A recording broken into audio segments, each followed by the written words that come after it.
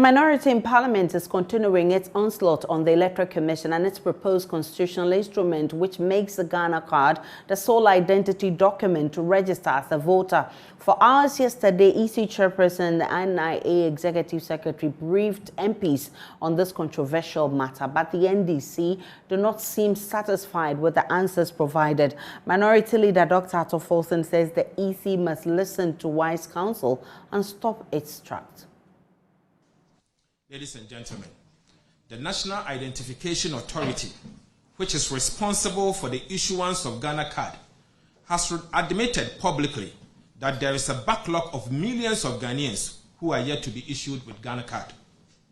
The NIA has admitted that about 3.5 million cards have been locked up in a bonded warehouse due to indebtedness owned by the NIA to its private partner. And the indebtedness is 1.5 billion Ghana cedis, equivalent of 117 million US dollars. Again, speaking on Newsfire on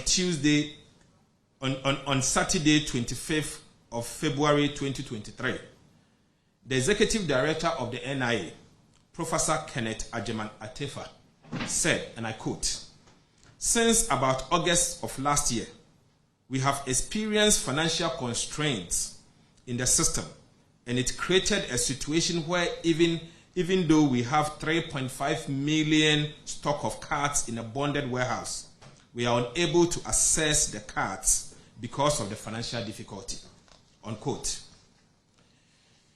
He proceeded by saying that currently about 2.5 million cards are yet to be printed. Ladies and gentlemen, these are the words of the National Identification Authority and not the minority. It is also a fact that the registration process for the Ghana card has been characterized by several difficulties, including logistical constraints. The National Identification Authority has further admitted that the issuance of Ghana card is a continuing process and therefore cannot be completed at any point in time. Therefore, making the Ghana card the sole requirement for voter registration cannot be accepted, as it would deny millions of Ghanaians their right to register and vote. According to Dr. Ato Folson, recent happenings show that the Electoral Commission may be plotting to rig the next elections for the NPP. He says a recent national security strategy document should guide the EC to tarry slowly before it plunges the country into violence.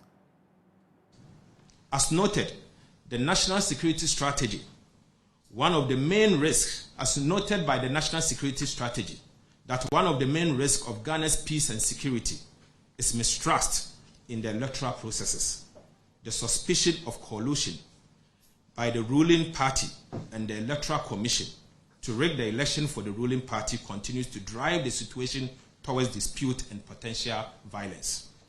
The above admonition is coming from the national security in the light of the clear and present danger of the Electoral Commission continues to pose to the peace and stability of Ghana through its actions, such that this proposed CI needs to be stopped.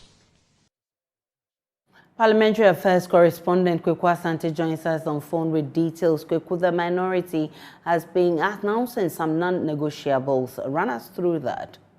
So they first say that the Electoral Commission must bring back the guarantor system, where persons who are already registered as voters can any polling station and guarantee that a person is a citizen or is of age for them to register. They are also saying that usage of the Ghana card as a sole identity document is not something that will countenance. And then finally, the third non-negotiable is for the EC to move the registration centers to the polling station. We know that per this CI, the limited registration exercise that will be conducted at the district offices of the Electoral Commission.